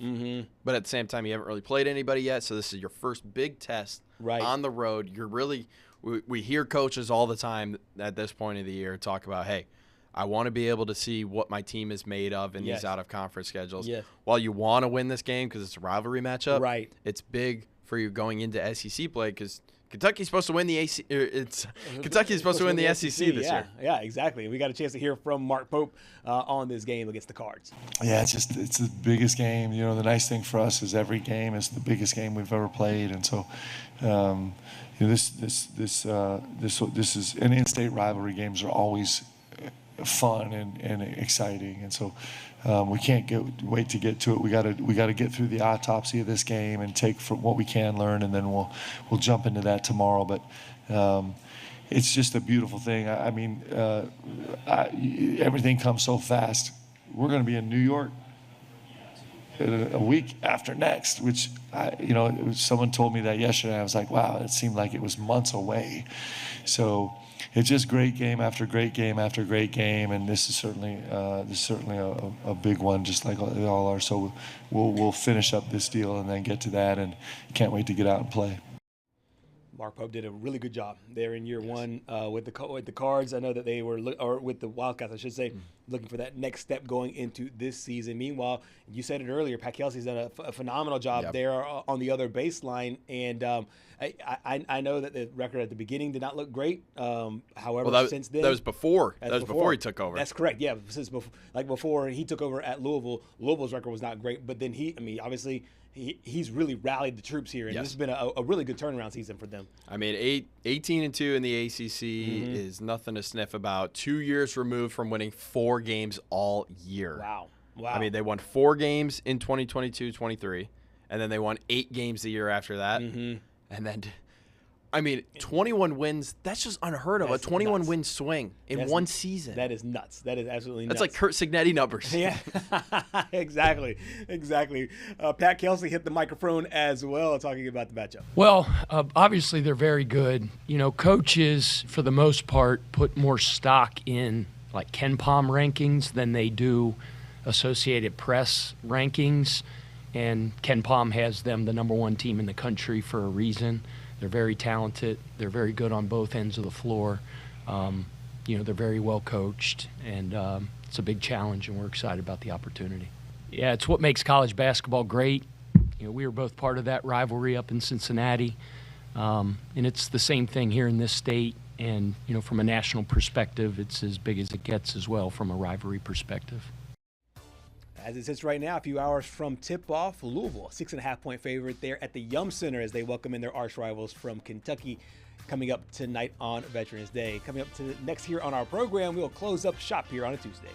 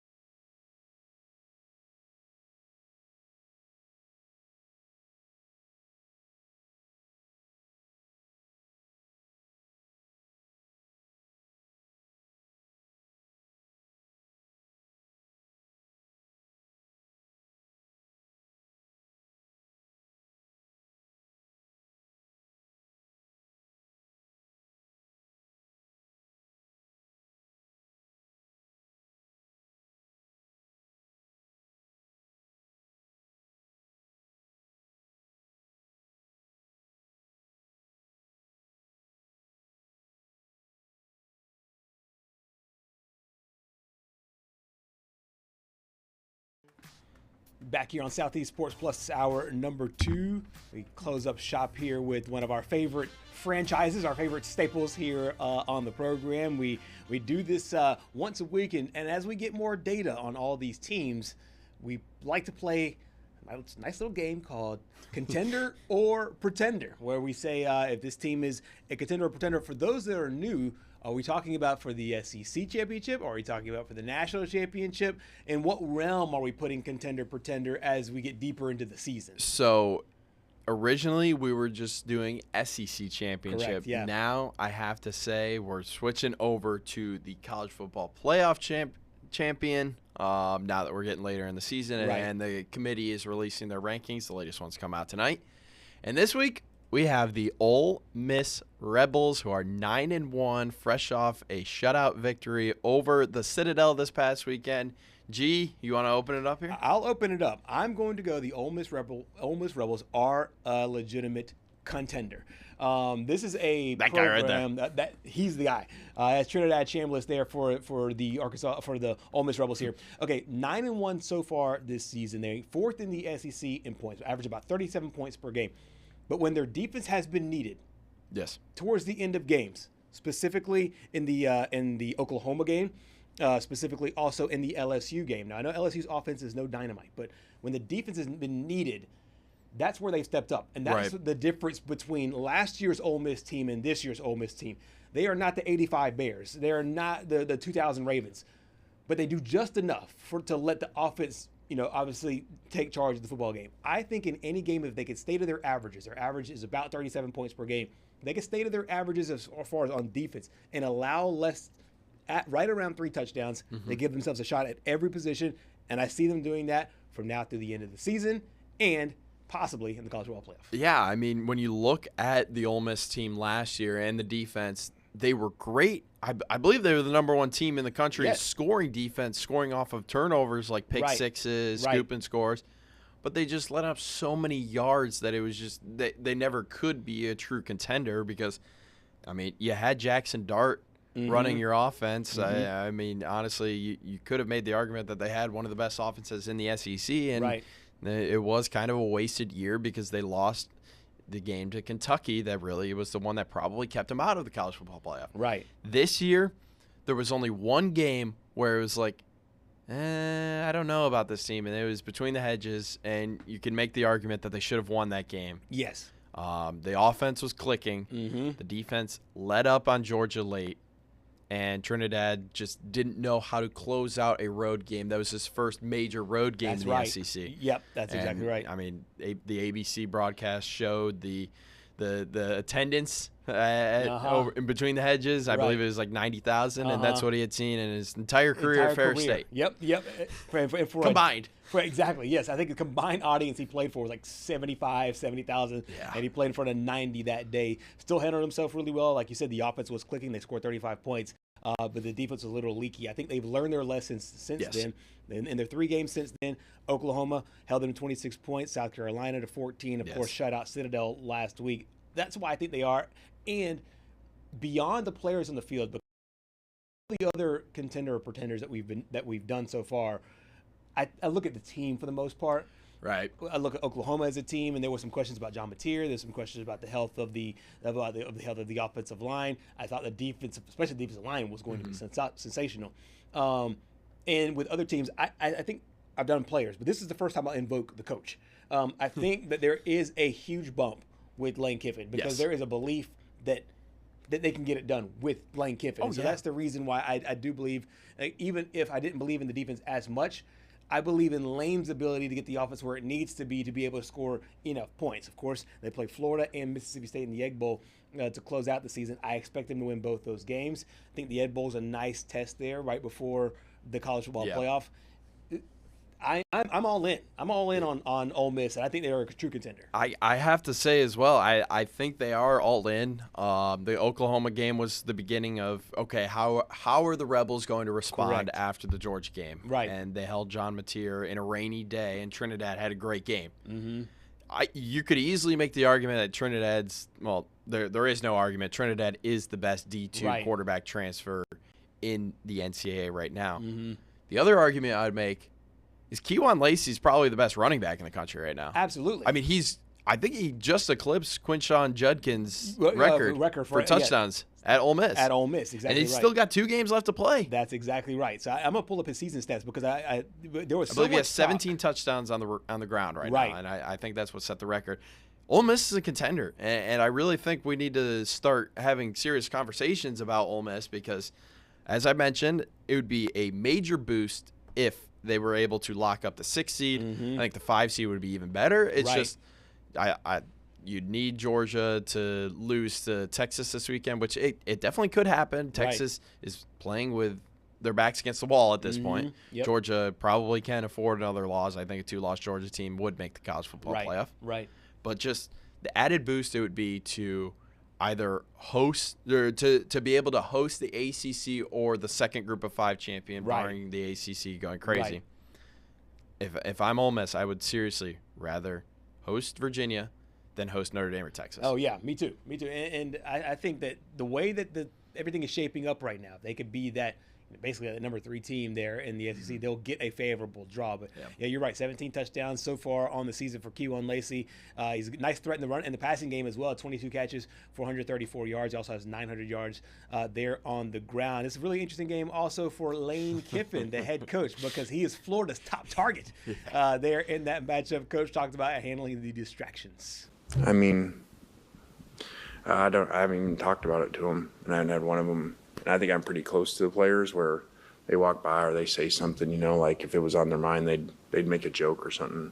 I don't think it is. I think that they're very focused on what to do. Again, I said it's a different age nowadays, like when I addressed it a couple weeks ago, and I certainly don't think it was a distraction since. We won Oklahoma, South Carolina, played really well last week. I just said, hey, this is kind of the world that you're in. You guys now are used to this where players didn't used to, I mean, these guys get way more of it than I do. They get calls on Saturday night after games from other coaches talking about next year and how much money they have for them and their plans for them and their system. So I don't think it's that big a deal.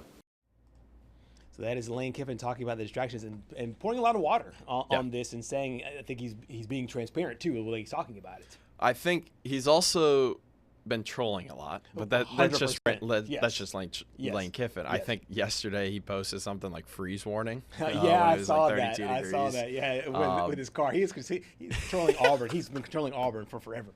Yeah, I mean, he trolls Auburn with a freeze warning, and then he keeps posting these quotes where it's like sometimes you just gotta let it go.